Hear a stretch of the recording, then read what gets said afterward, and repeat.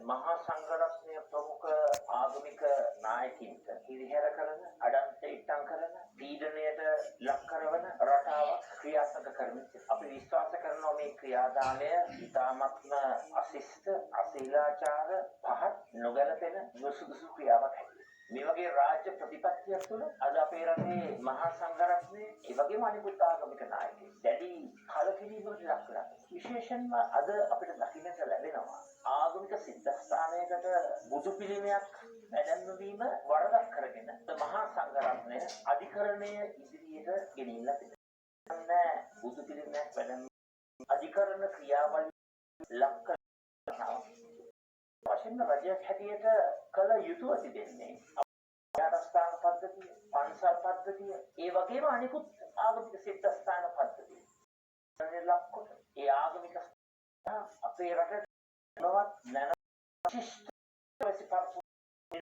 ක්‍රියාවලිය සහිතදී සංඝරත්නයේ පීඩනය කරන ඒ බල වෙනුවට ඒ කල යුත්තේ ආණ්ඩුක්‍රම ව්‍යවස්ථාවේ බුද්ධ ධර්ම ප්‍රමුඛ ඒ ප්‍රතිරි